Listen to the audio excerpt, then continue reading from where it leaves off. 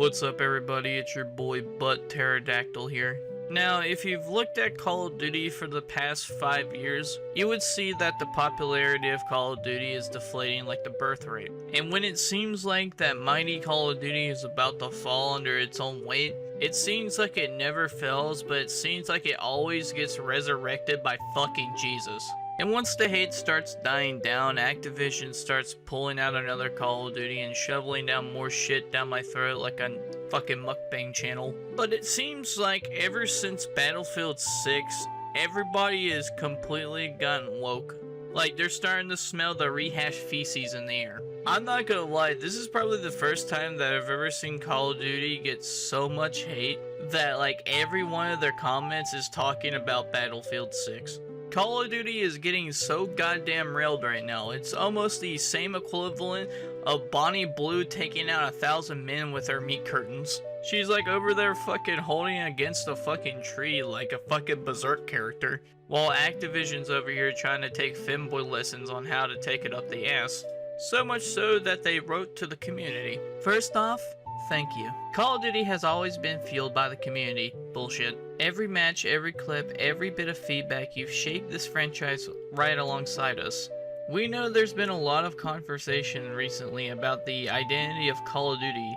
Some of you have said we've drifted from what made Call of Duty unique in the first place. Immersive, intense, visceral, in many ways grounded. That feedback hits home and we take it seriously. Basically, they realize that their fucking popularity is drifting more sour than Pirate Software's career. And it's mainly because Battlefield 6 flopped a huge dick on the table and it fucking scared Call of Duty. And so they have to get off the couch and actually maybe do something. So, what does this mean for Black Ops 7? They're gonna make sure that the skins you buy in Black Ops 7 fits more in line with Black Ops 7's aesthetic.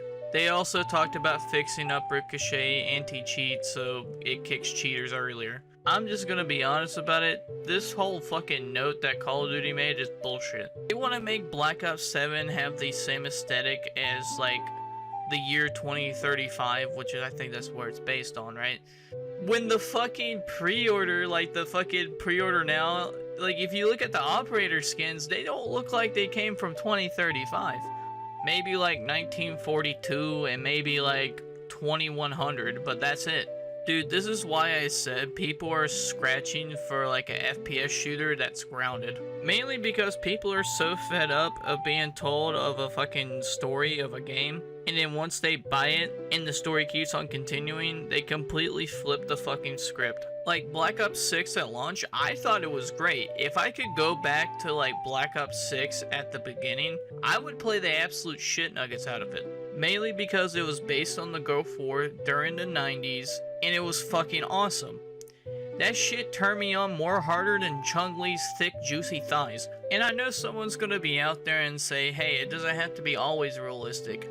I'll give you an example. Black Ops 2. Black Ops 2 was set in the future of 2025. But the reason I don't bitch about that one is because it tried to be realistic. And sure, it has a bunch of fictional tech, but it tried to be grounded as best it could with the story. And that's the difference. I look at Black Ops 7 like I did with Black Ops 3 campaign. It was just so fucking wacky that it just made no goddamn sense. And I feel like that's gonna be the same path that Black Ops 7 takes. It's gonna be wacky, weird, and it's not gonna make fucking sense. And plus, when I see Activision talk about that they're gonna like make sure that the operators fit in that aesthetic, they said before crazier skins sell a lot more than the normal ones. And that must be really true because I'm walking around as goddamn butthead. So to me, that statement's almost like toilet paper and water. When it comes to the whole anti-cheat thing, you might as well just forget about it and chunk it out the window. The best we're ever gonna get when it comes to all the anti-cheat stuff is maybe they'll probably do a couple of small tweaks and it might work for like maybe a week. But once the appearance kind of dies down and everybody stops giving a shit, they'll probably go back to their wicked ways.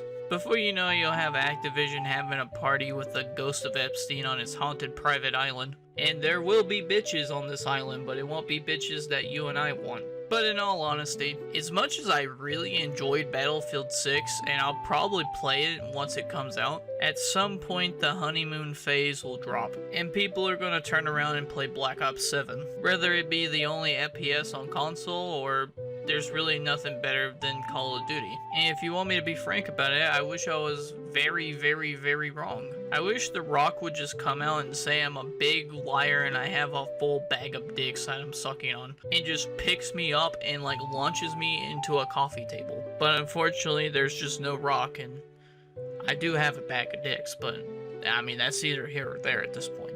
As much as my interest is like way down when it comes to Black Ops 7, the reason I'll probably play it is mainly because I play with friends, and this is probably the only game I really play with the friends. To be honest with you, I didn't really want to play Black Ops 6 until my friends started playing it, and then I started playing it, and it basically went all downhill. The same thing's gonna happen with Black Ops 7, the same thing's gonna happen with Black Ops 10, and the same thing's gonna happen until, I guess, the Earth explodes. The only good outcome that could probably come from all of this, especially the back and forth between Call of Duty Black Ops 7 and like Battlefield 6, is it makes the other side more scared enough to actually try, and it makes the other side pretty much want to stay on top. We'll see what happens. If there's anything I missed, let me know in the comments, and other than that, skiddly boppity boop, I'm out.